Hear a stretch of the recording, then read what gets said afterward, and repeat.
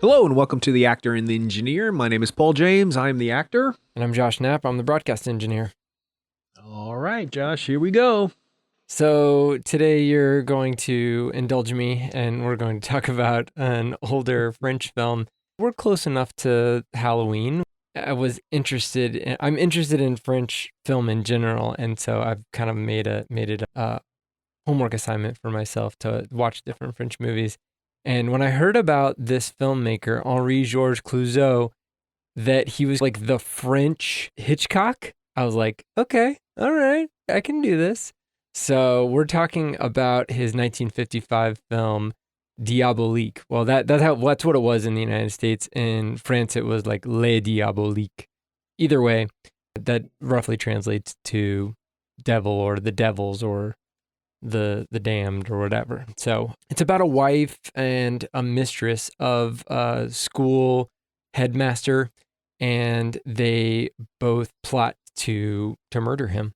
So, and then things go from there. But it's a weird dynamic just initially where you find out very quickly that this school headmaster is in the same school as his existing wife and his mistress, and they're all just hanging out together. And that's got to be like a super weird dynamic in general, but And somehow everybody, including the young boys, know about it. Yeah, that is weird. Yeah, especially the other teachers, the other male teachers, and all the groundskeepers and all that stuff, the cooks and all that. It's just, yeah, it's a weird dynamic just to begin with. But yeah, I was drawn to this movie after I saw Clouzot's film, The Wages of Fear, which is another movie we need to talk about at some point. But that one is a super tense movie. And the whole reason I got into Clouzot initially was because when we talked about Parasite last year, and we talked about Bong Joon-ho and his inspirations, one of his inspirations in his more recent filmmaking is Clouzot, and more specifically Wages of Fear, because it had some super tense scenes. A good chunk of the movie is very tense. And a portion of this movie is tense too, but this movie is a little bit more straight down the line, suspense / thriller type of a movie, and a very kind of like a popcorn movie that I could have imagined filmgoers in France, and it actually did really well in the United States too, really enjoying in 1955 and 1956. So how did you like it? I don't know about you. I don't know why you're saying it's not tense. I was tense from the time it started to the time it was over with. Without giving too much away, I thought I was going to end up as one of the characters does, because it's a nail biter. It really literally is a nail biter. Now, I love French films. We've talked about a few of them in the past, and what I've seen so far in my experience, which is not great, but more so than not, is that French films can be complicated. They can have subplots inside subplots inside subplots. So I didn't know if that was a tradition that is in the last 20, 30 years, or if that's a tradition just in French films in general.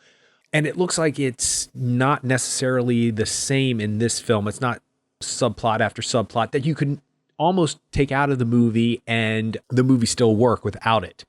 I cannot think of the one film that we talked about, Elle, the film Elle, right? Subplot upon subplot upon subplot. And there's 2 or 3 that you could take out of that film and the main narrative would not be affected at all. That said, I like that. I like that there are complicated plot lines and lots of subplots and stuff like that. So I was relieved to see that this film was a straight narrative. As soon as you figure out what's going on, it took me a few seconds to go, who's the wife, who's the mistress? I didn't really get that immediately. And I was like, is the blonde the mistress or is the brunette the mistress? The brunette looks younger, but not by much. So I was a little confused about that. And I was like, where are the other women in this school? So they're the only 2 women, and this guy who you immediately know is not a good, immediately, just by the look on his face in the first scene, you're like, he's bad. And even before that, when he drives into the school in the truck, he drives over a puddle which has a floating toy boat, like a paper boat, and he just runs right over the paper boat. And that's like setting the scene for this type, the way this guy is, and then him getting out. You're right. When he gets out, the all the cooks are like, oh, this lettuce is all spoiled. And he's like, ah, you deal with what you have. You don't And pay for it anyway. yeah. You didn't pay for it. Who is this guy? I was like, is he the disgruntled cook? And when he ran over the boat, I thought, okay, end of innocence. I'm not sure what we're going into. Obviously, it's a boarding school and you pick up on that very quickly. And you're like, you're the headmaster? Don't let him be the headmaster. He's like the guy from The Wall. It's ugh. So you're assuming there's some reason why he's angry all the time because he's just a bad person or he is set in his ways, whatever very well may be. And throughout the movie, you find out not a reason for him to be as abusive as he is to every single person he's in a shot with. He's horrible to the kids. He's horrible to get up and get that. He says to the one guy, can you get up and get that? Are you going to get up? And he's, oh, sorry, sir. The other teacher. I was like, why do these men exist?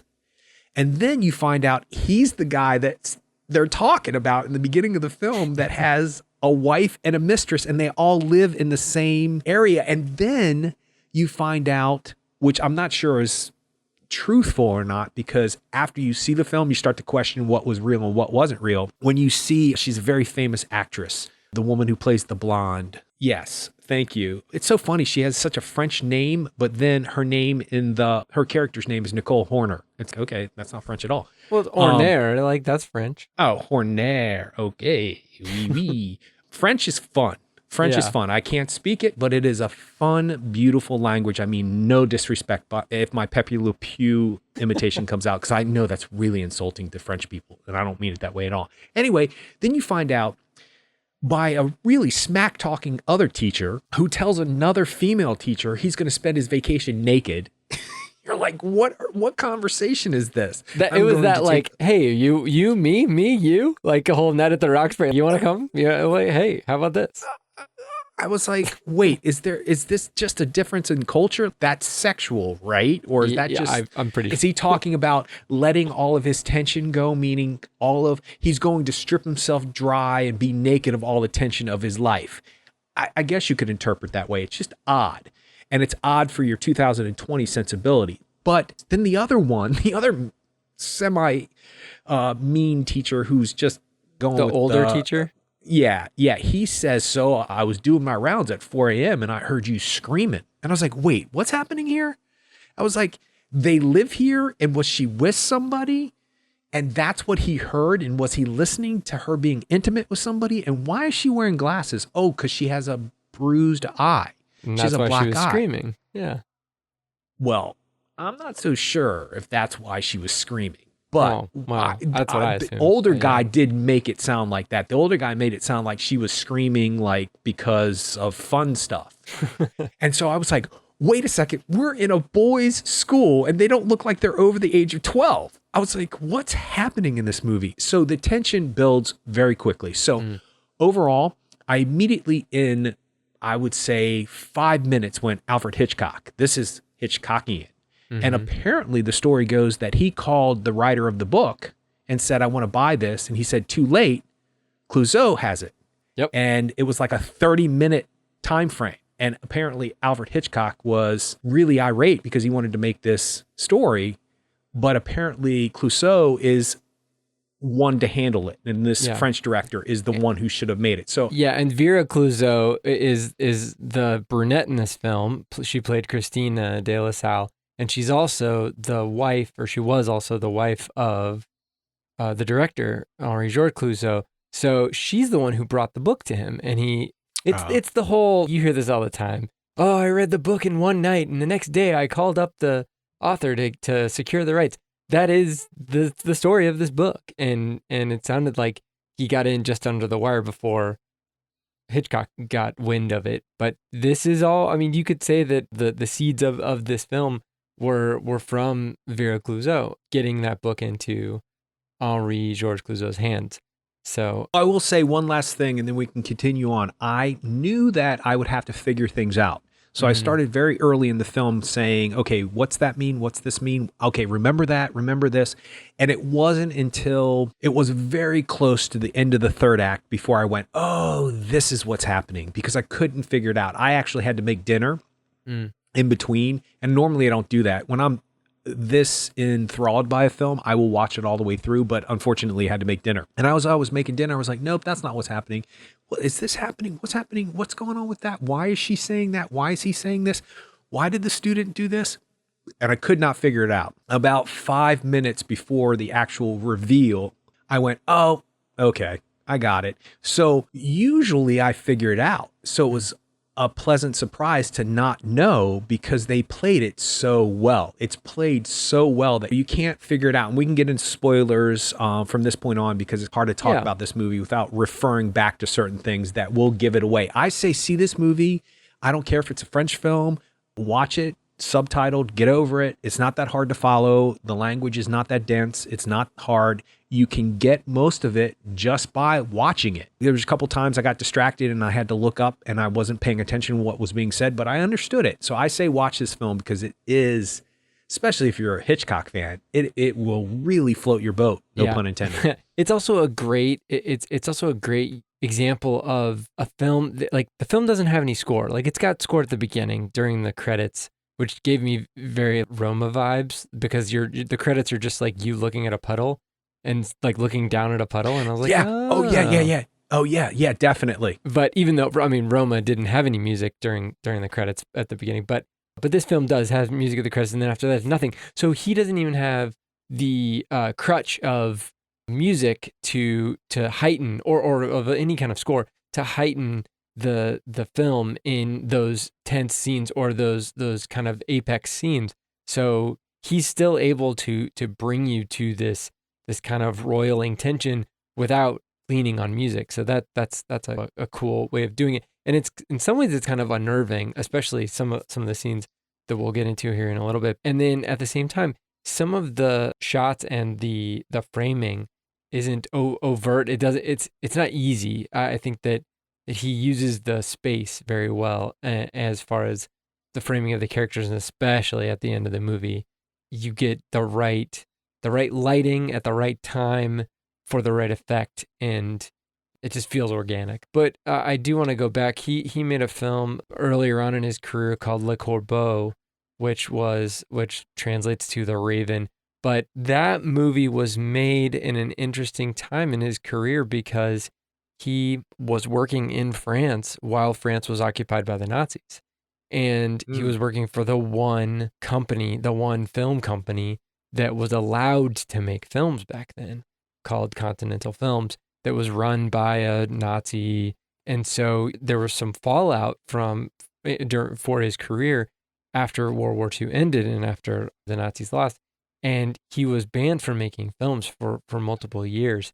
And so it's a complex backstory for how he did his craft and what he did. But Le Corbeau specifically has an interesting distinction in that it was after he made it in the German-occupied French film system, it was banned in France after the war was over, and it was banned in Germany during the war. So he somehow was able to make a piece of art that offended German sensibilities and Nazi sensibilities, but then also after the war was over, somehow France didn't want to have anything to do with it. So I haven't seen it though, so I don't know too much about it, but it is one of his more famous films. So he's a complex guy, the director and co-writer of this film, but I think that it's worth looking at, especially this movie and Wages of Fear. So, all right, well, let's talk about the tense scenes that I love how he's able to like ramp up the tension. We get certain scenes closer to the beginning of the film where the husband, played by Paul Maurice, Michel, he forces his wife, Christina, to eat this rotted fish, and he just won't let it go. The way that they use the natural sound and all the kids talking, and then there's that part of that scene where he forces her to swallow and all the kids just get really quiet and look at her. Like that looked like Twilight Zone-y to me. It was just kind of like, whoa, this is super, super creepy.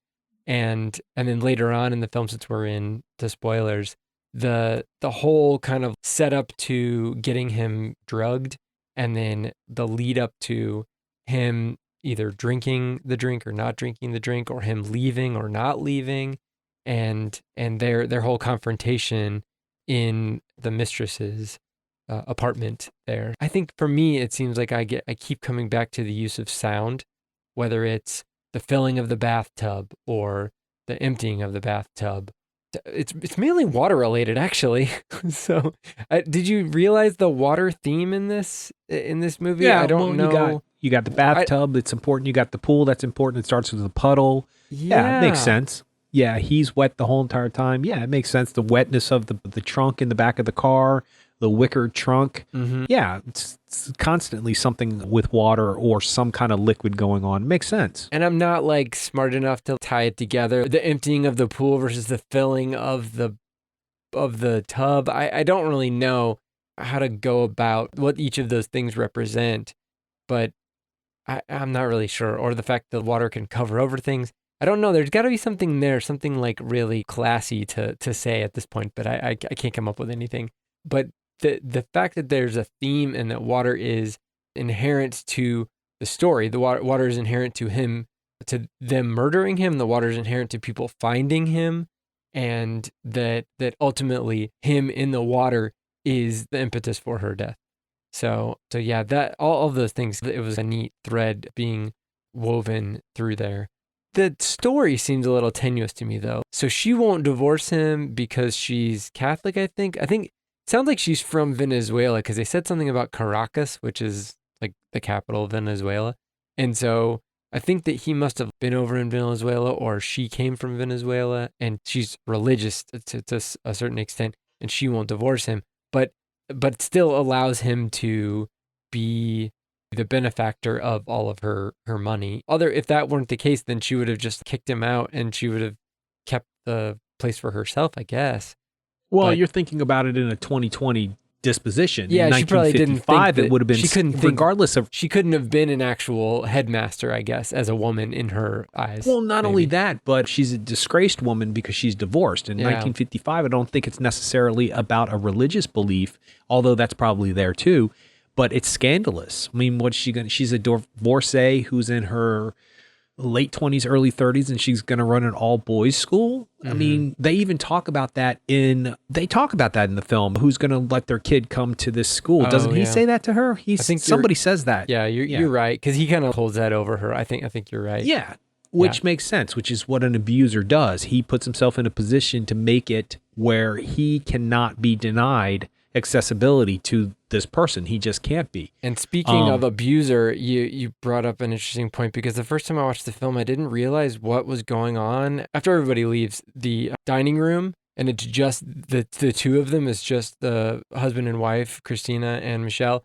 and he kind of like pulls her off to the side off camera, and then she starts to scream. I didn't realize the first time. I thought he was like slapping her or something, but I think that he was probably like sexually assaulting her or raping her or something. I mean, it seems like it was a lot more extreme to that point. But I guess but I didn't. I guess it depends on how you define extreme. Like getting beat up and getting slapped around is probably to some people as abusive as getting raped. Like an abuse is an abuse. You can't quantify.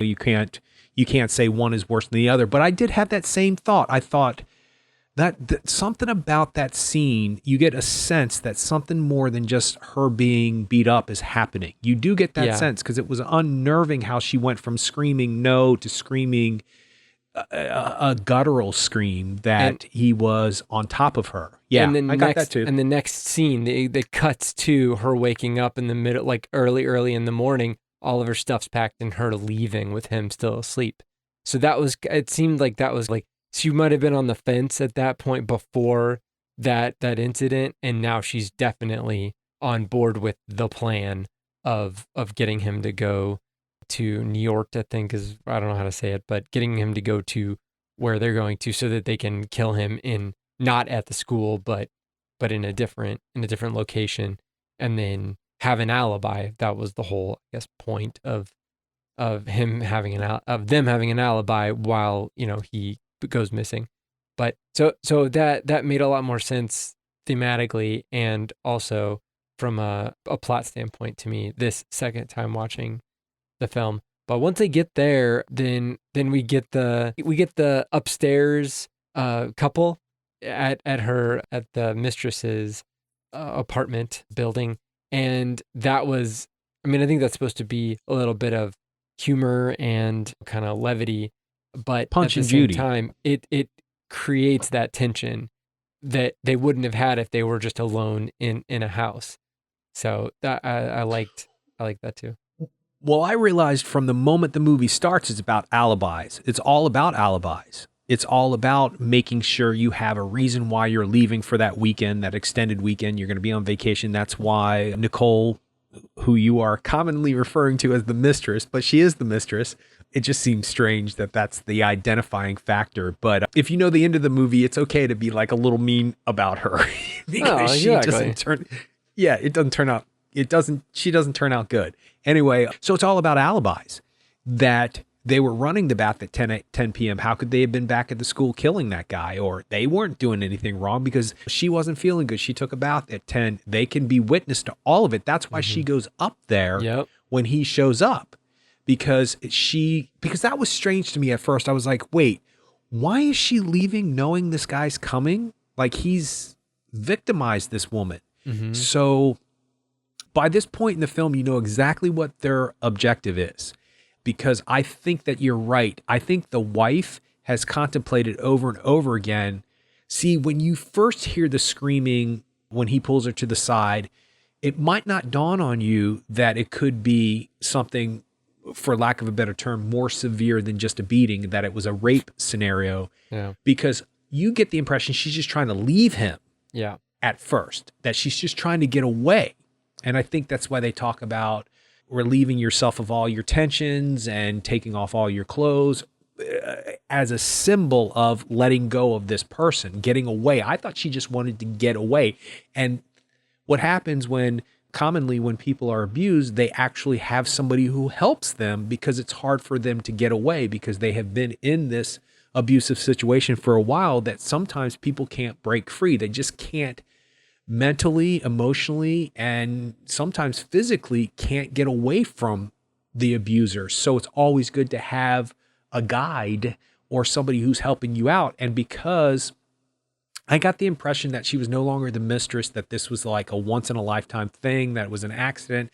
I guess I read into that. I don't know if that's in the script. That's just something I got an impression of. Because why would a wife befriend a mistress if they're still having an affair? But are they still having an affair? Because who did beat her up the night before? When It must have been him, and that absolutely. might have even been planned by the two. You know what I mean? That's what I'm saying. Yeah. That's why I'm saying in the very beginning of the film, there's alibi after alibi after alibi. That's definitely an alibi. That's definitely planned. That's definitely plotted out by them. Because why would he beat up on somebody that he wants to end up with? Exactly.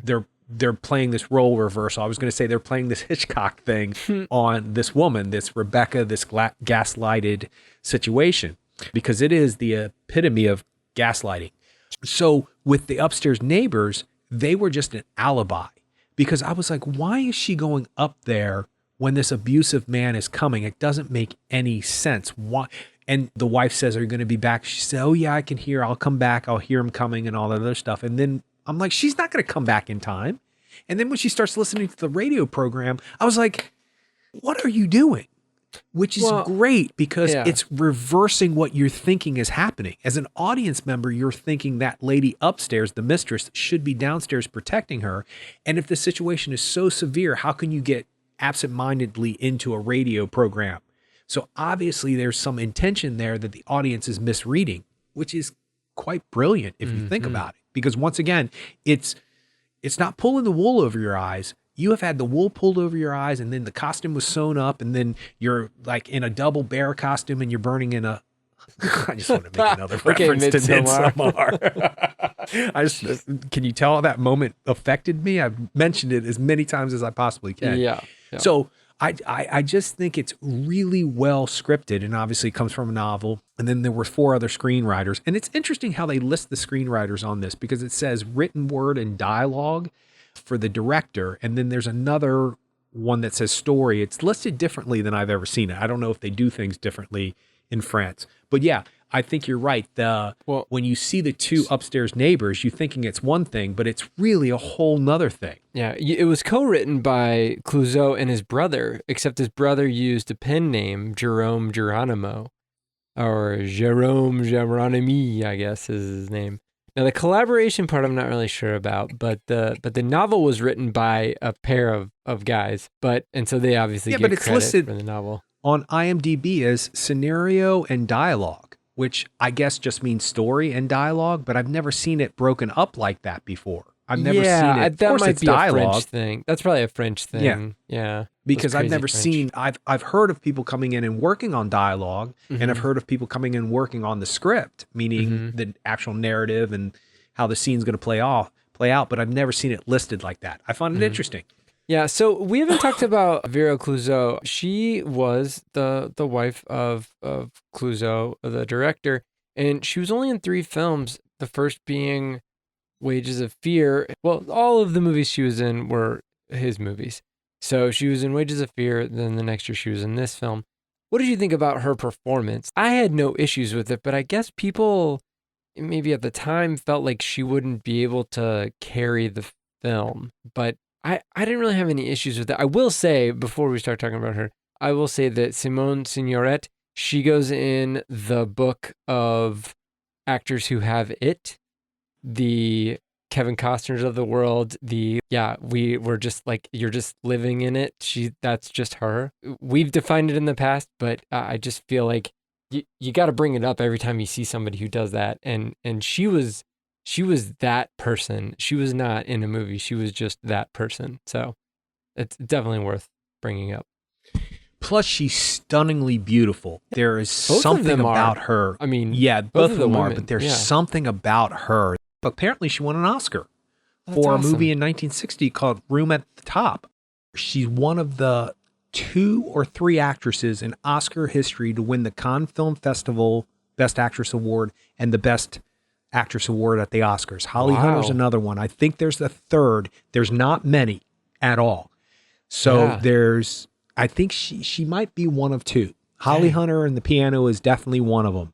Now, I believe that actors have won Oscar and Cannes, but it's one that usually doesn't line up. It just doesn't. But she is one, and she is one of the people who have done it. So I knew her name, other than that kind of stuff sticks in my brain. I don't know why. It just sticks.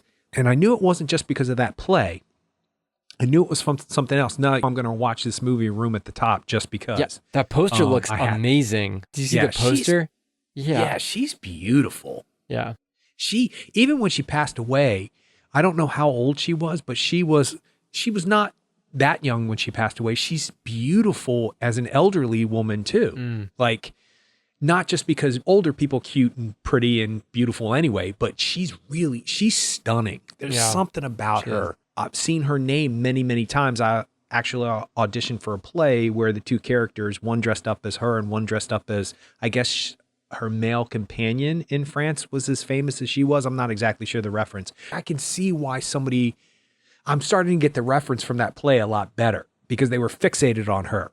And I didn't really understand why anybody would dress up as her or what, but I can see it. Like, can you imagine being a drag queen and trying to get that look right? If you got that look right, you would win the world of drag queens. You just would.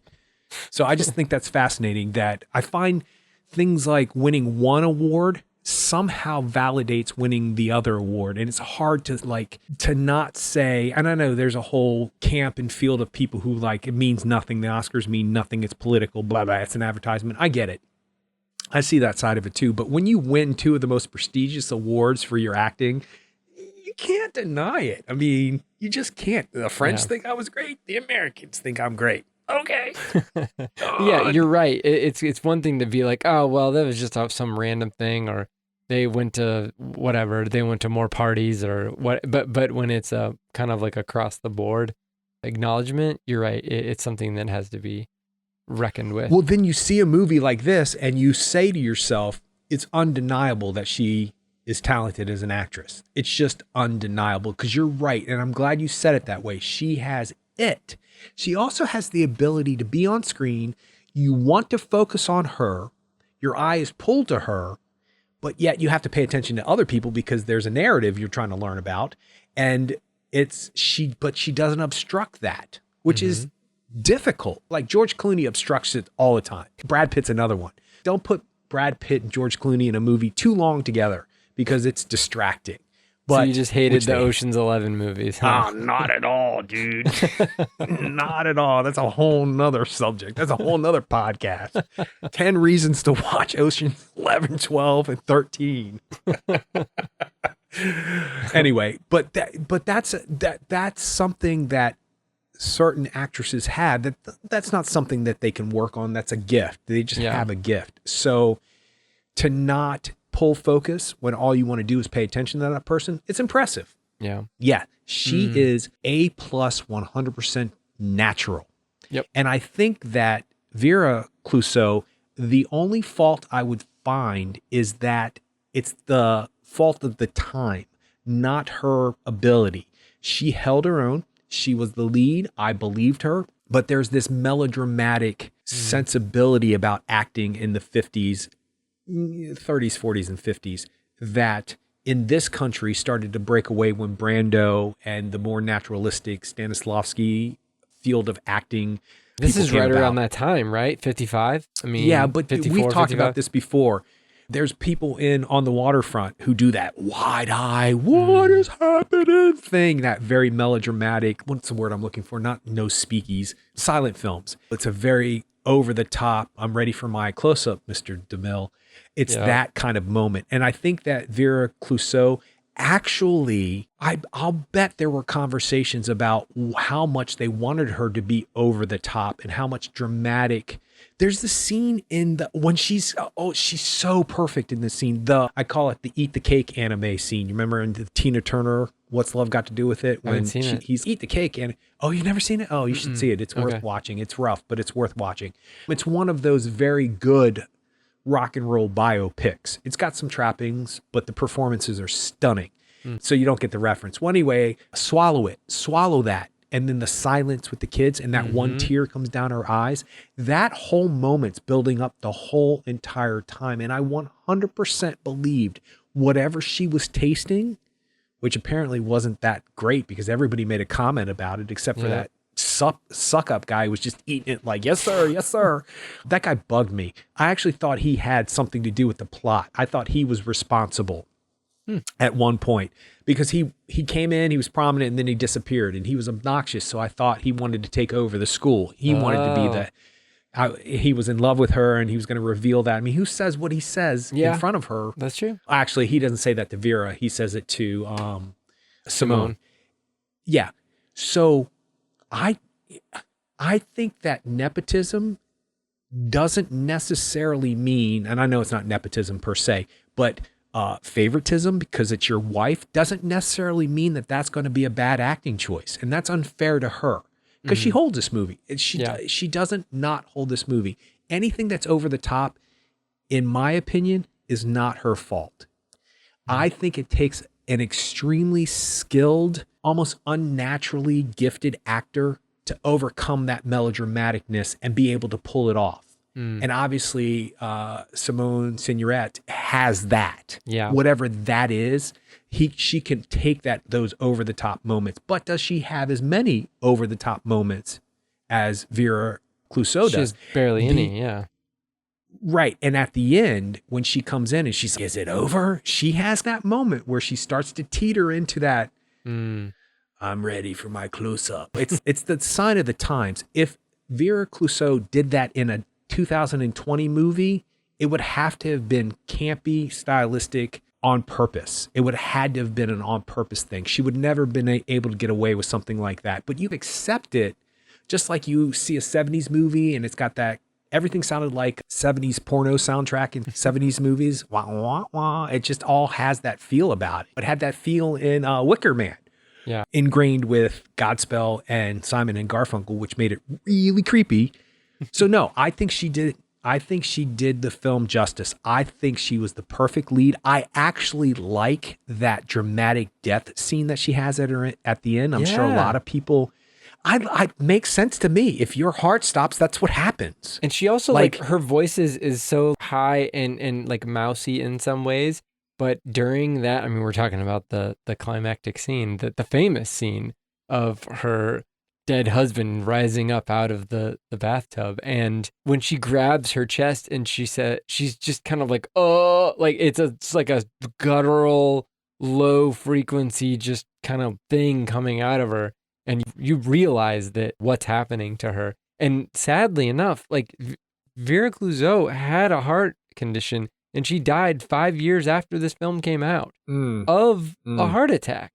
So the whole time, I mean, imagine, talk about method acting. She's having to ride the line of acting someone who has a heart condition and who at any moment could teeter into danger while being that person.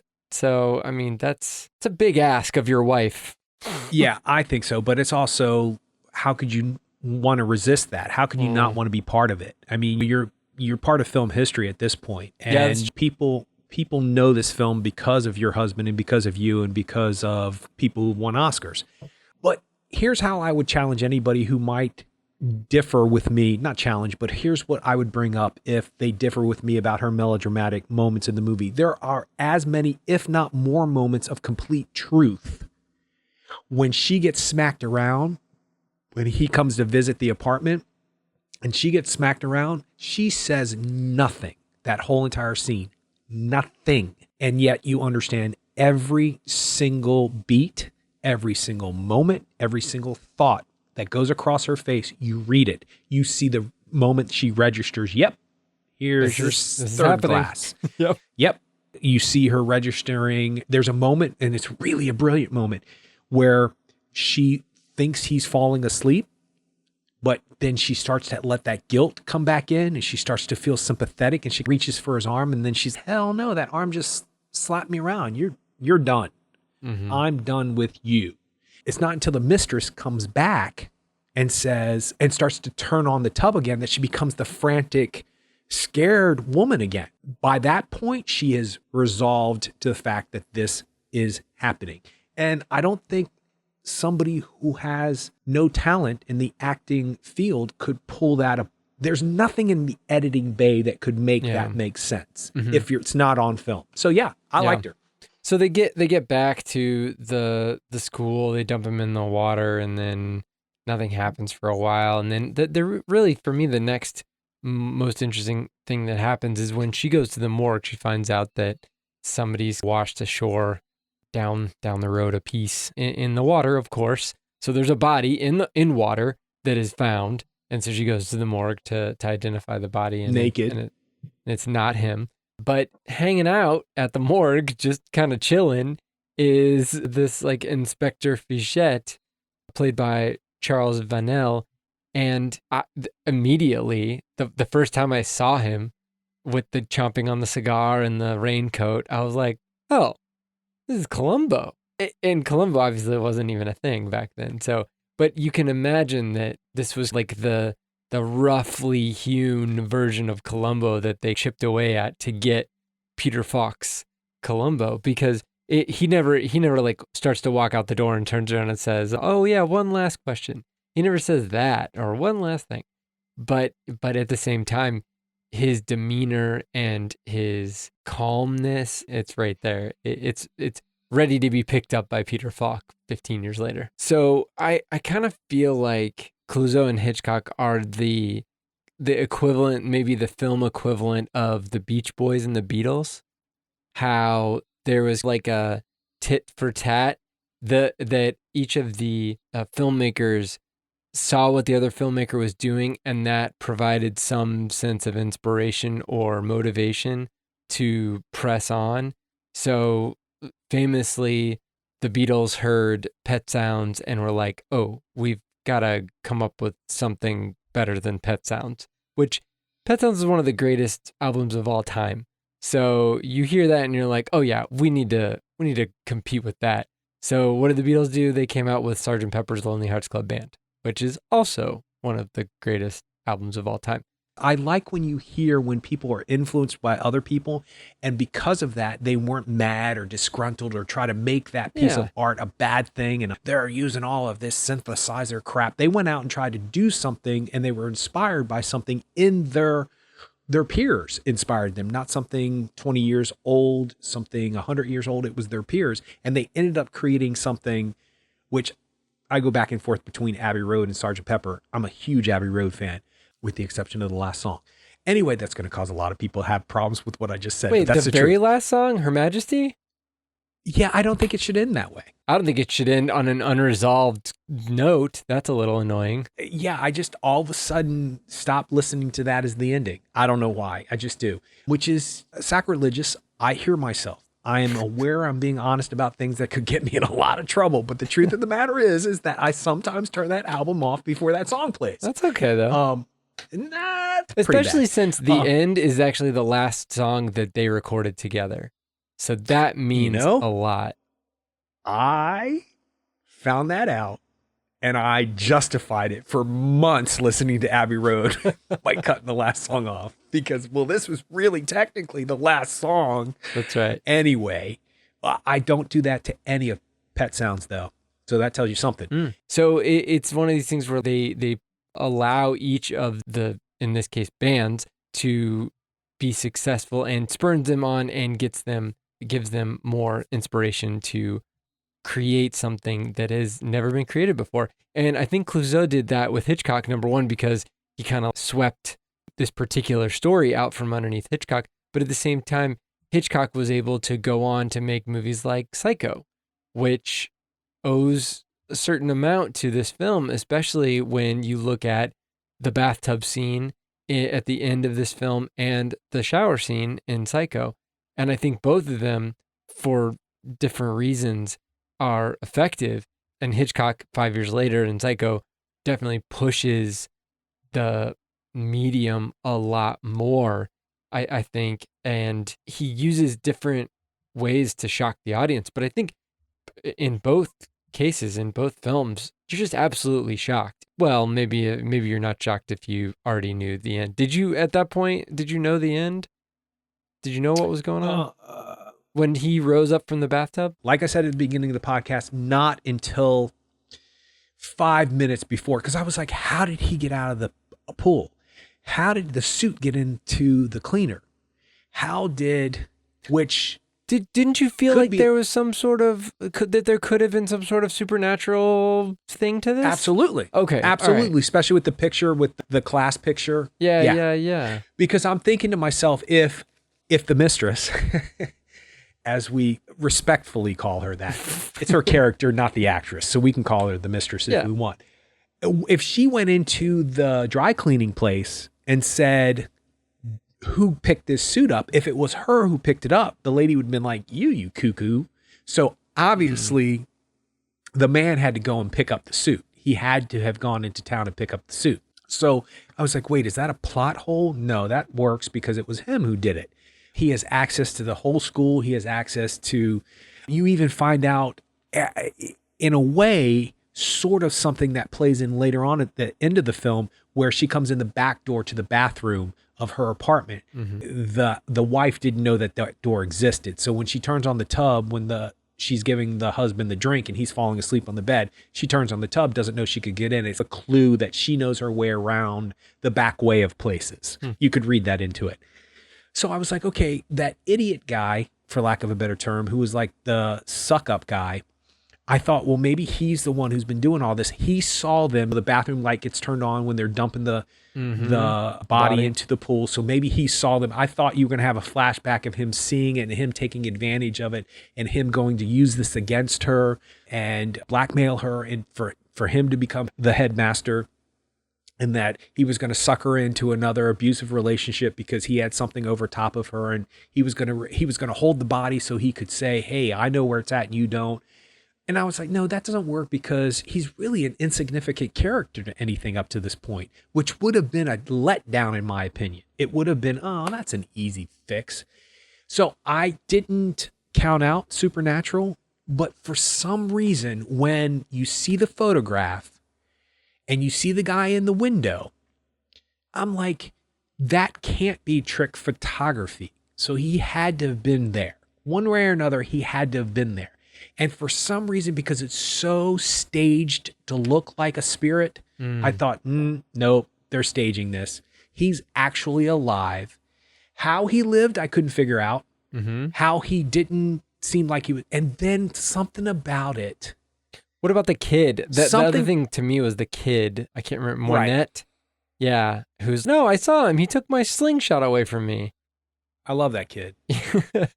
I feel bad for that kid. Yeah, I know. He's just living his life, speaking the truth. You know what the best thing about him is, though, is that he's not a bratty brat.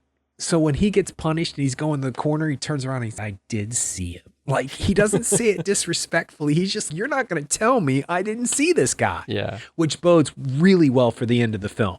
If that moment hadn't played so well, the end of the film would not have been as, whoa, wow, what's going on there? So something about the statue that she makes her get in the apartment to hold him down, weigh him down, and then he floats up. Something about that just bothered me. And then you see her sitting on the side of the tub later on with the statue in her hands. I think I know why she went to go get the statue. Is it the contacts lenses? The way, no, because the contacts don't come in until the very last bit. There was just something suspicious about, I don't know, there was something, why would you need to hold, something about it just rang weird to me. He did have contact lenses in. Yeah, it looked like his eyes were looking up. Looked like his eyes were looking up when she came back. Oh, yeah. So he had to have time to put the contact lenses in.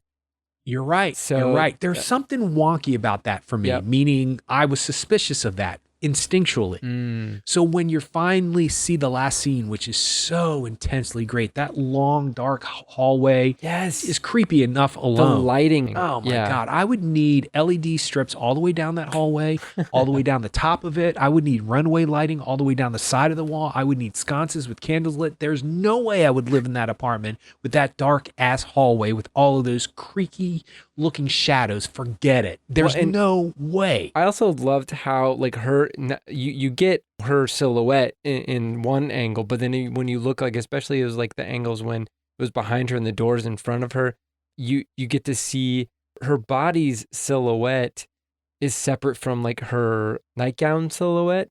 So she was inherently vulnerable. She is essentially naked at that point. And and so that, like, how much more vulnerable can this character be at this moment? And she's still going through it. And then also, this is another perfect example of not having any music.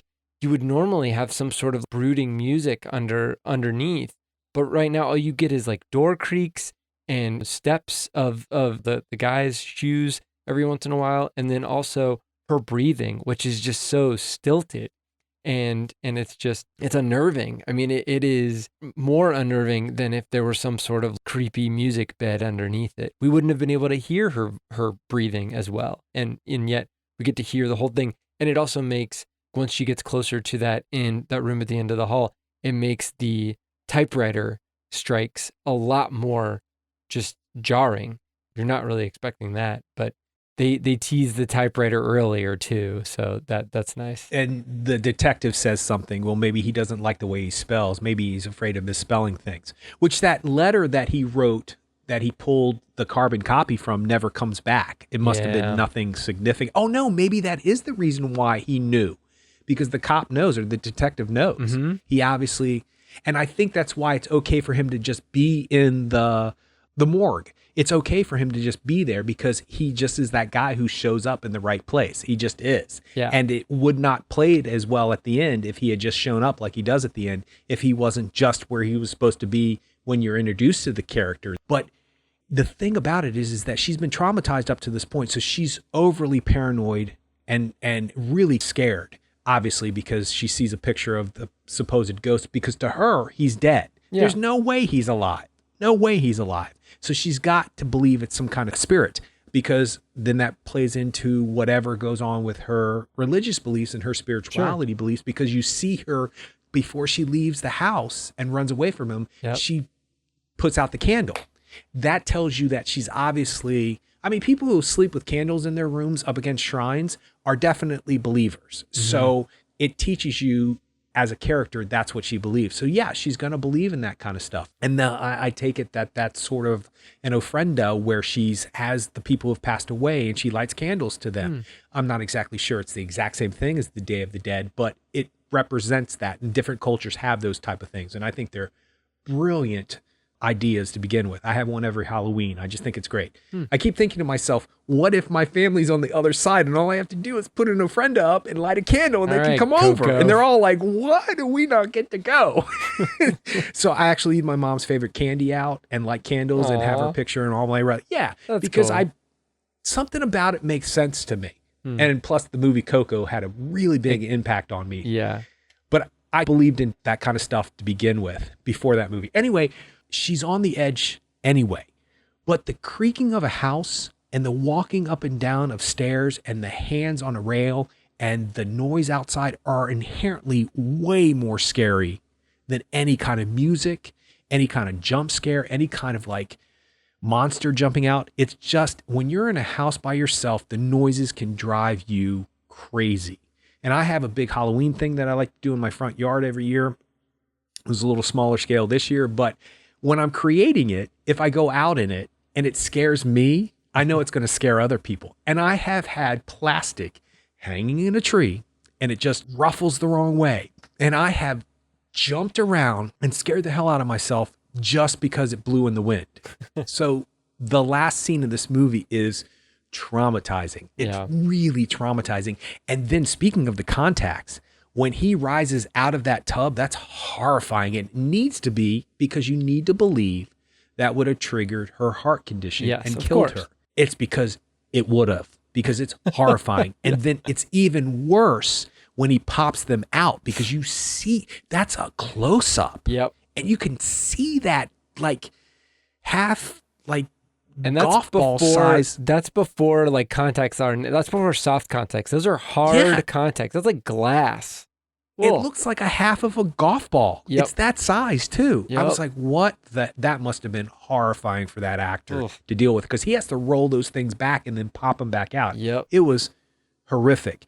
But it was I'd say about 3 minutes before the reveal that I went, only she could be involved. Only the mistress. And then it dawned on me, you dumbass, she disappears. Yeah. She leaves the movie. I should have known, right? I did think to myself when it happened, she's going to leave this girl all by herself, this woman all by herself. They did all of this and she's just going to take off. I should have known then, but I didn't. It wasn't until she comes walking around the corner that I was like, yep, it could have only been her. Now, I will say this. Maybe because the movie is so superb up to this point that I don't like when they rush endings of movies, but at the same time I understand what he did. I mean, you find out she dies, the eyes come out, the lady comes around the corner, they're like, we're rich, the detective's right there, 15 to 20. It does go boom, boom, boom, boom, also, boom, boom, why boom. couldn't the detective have been like, I don't know, 5 minutes earlier and stopped the murder? Because there wasn't anything to stop? I don't know. Like, nobody had done anything wrong at that point, I guess. But he could have maybe ran interference or something. I don't know. Yeah, you got a point, but that would have been a very American way to do it. Oh, no. Though, it's a logical way to end the situation, but it's not a fun way to end a suspense movie at all. In test audiences, they would have changed it in America. Yeah, she can't die. Yeah. Yeah. But that's not the end, though, because the very, very end is everybody's packing up because the whole school is closing. But then the kid with the slingshot, what is that, Minette, he says that he saw her. And so I don't really know what to take from that, if that's just like a cheeky way to end the film, or if that's like she is actually speaking from the grave, because she was dead. So, I mean, I don't see any other way for her to get out of there. I mean, I don't know. Because then the teacher says, no, that's impossible. We saw her body being taken away. Yeah, exactly. So unless that she actually lived, but why would they not be telling them that she actually lived? Why would they not tell anybody? She could keep the school. They would go to jail. She would be fine. Sure. It would no longer be her scandal. Her husband tried to kill her. That people would be much more sympathetic to her plight at that point. So no, it's obviously a spiritual or Yeah. spirit oriented thing, which makes sense if you look at the motifs throughout the film. It makes perfect sense. Plus, you get to see that little kid again do that great over the shoulder. I know I saw her. I love that because kids know. Kids are right. Kids know. They're honest. There's no reason to, like, he broke the window. He knows he needs to go to the corner. He knows that. But he also knows that this guy gave him the slingshot, and he also knows that she gave it back to him. So, yeah, I think it was a ghost. Sure. Yeah. But that's okay. It's a bit of a how else do you end it type of situation. That's true. It could have just flatly ended, but it definitely ends to where if you're rolling down the storyline and you're just going with it, it definitely ends. And you described at the beginning of the podcast that it was a popcorn movie. I would go a little bit further to say that it has, not that there's anything wrong with popcorn movies. We've talked about this a million times, but it has a lot more to say than just like an action film that you're going to see on a Friday night as a date and you get popcorn and you're just enjoying your entertainment, which I love to do myself. Yeah, but in 1955, they didn't have Independence Day. So I'm not really comparing it to Independence Day. I'm comparing to other 1955 films that would be considered popcorn movies. So, yeah. Right. Fair enough. Okay, that's fair enough. But wouldn't it be great to be in 1955 and see it for the first time as you're trying to choke down the last little bit of your popcorn because the movie's over and all of a sudden you're like, what? What? Dum, dum, dum. I mean, it's just, it's clever and it's entertaining and it's fulfilling. I was fulfilled. So a couple of cleanup pieces here. Do you think that Kubrick had any inspirations from this film for The Shining with the typing of his name? Because if you look at the paper that she pulls out of the typewriter, all it is just him typing Michel de la Salle the whole time, him typing his own name. And so it's super creepy, first of all. And it's all in like similar to in The Shining where he's typing all work and no play makes Jack a dull boy. The thing that makes that creepy is not that sentence repeated. It's that sentence repeated, but in different configurations. And that's exactly what we see in this one sheet of paper is all caps, no caps, indented, or alternating caps and no caps. Like that's it's a lot more creepy than just somebody writing it, uniformly down a page. And also, the other creepy part was that he had his glove, his old glove or one of his gloves, like laying on top of the typewriter. Oh, geez, super creepy. Oh. Yeah, to make it look like two hands were actually still on there. Ugh. Well, you know what? I think it would be creepy one way or another if you wrote a whole book of your name. Why you're supposed to be writing a book and utilizing your time away from your kid and being abusive towards your kid because he's being a pain in the butt. And the reason why is because you're working on your novel and then your novel all turns out to be your name. Ooh. Yes, that's creepy. Yeah. Pages and pages of that is creepy. I'm wondering if that's in the novel, The Shining. So that would have to be a reference to, did Stephen King get that from this movie? If Stephen King got it. I can't remember. Yeah. Yeah. I mean, if it's not, I haven't read The Shining. I'm a little afraid to, I'll be honest with you. Stephen King has a hold on me. It's different. It's not the same as, they're two separate things. Like, I think that they have That's what I'm worried about.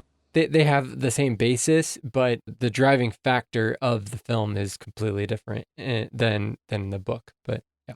Yeah. Well, that's what frightens me. I've read a lot of Stephen King. Trust me, it overtakes me. Yeah. So I'm definitely not going there anytime soon.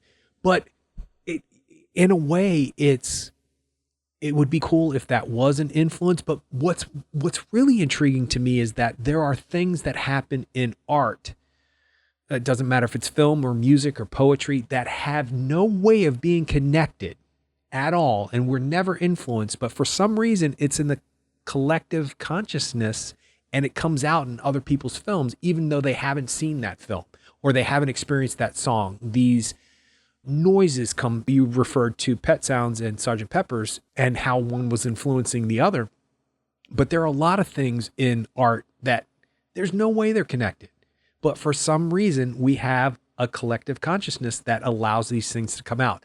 I would like to believe it's that because that's much more trippy and much more metaphysical and creepy. If you think about it, in our psyche is the ability to always want to scare the hell out of people by typing on a typewriter. So I'm going to look that up. Because it would be, it one way or another, it's fascinating. Yeah. Whether or not it influenced Kubrick, I just find it interesting that artists that we celebrate also have their own influences and that they're imitating something else, and imitation is the highest form of flattery. So I find that fascinating that somebody who is complex, Kubrick, actually had an influence. Bong Joon-ho actually has an influence. And when you see the influence, you're like, dang, gone. Not only is that brilliantly ripped off, but it's done in their own way. They were influenced, they took the idea and they made it their own. That's why what Kubrick does and what Bong Joon-ho does is so great, because they don't just imitate or they don't just steal it and make it their own. They actually turned it into something that they were influenced by, if that makes sense. It's fascinating to me. Yeah. Yeah. It's inspiration, not just rote copying. That's the key. And that's why they're artists and not just forgers. I love how you just simplify the 5 minutes of stuff that I say. You just put it in 2 sentences. But It's the best. anyway, so we get through the whole film, and then the very last thing on screen is this card that translates to "Don't be diabolical" or "Don't be devils. Do not destroy the interest that your friends may have in this movie. Do not tell them what you have seen. Thank you on their behalf." Which, once again, we'll go back to Hitchcock. I mean, the whole marketing push for Psycho was, don't show up to the movie late. If you do, we won't let you in. When you leave the movie, don't tell anybody about it, because it's got a story and there's only one. So there's only one ending to this film, and people will enjoy it a lot more if you don't spoil it for them. But this, I don't know if it was the first instance of that, like a plea to the movie-going public to not just ruin the film for other people who haven't seen it, but it definitely is not the last. And it was used very effectively in the release of Psycho. And that was the first time I had heard of something like that. But yeah, so in fact, Psycho had all kinds of stuff. Like Psycho had, I think it was a trailer, but it really had nothing. It didn't have many scenes from the film, but it was just Alfred Hitchcock walking through the set and being like, oh, now we're in the bathroom. There's some really horrible stuff that I'm not even going to tell you about it. It's just horrible. I don't even want to show you. And that's like the trailer for the film, which is also just, it creates expectations, and it doesn't reveal anything about the film. I don't know what the feeling was around Psycho, around the movie when it came out, but I'm wondering if it was like an event. Oh, you haven't seen Psycho yet? Oh my God.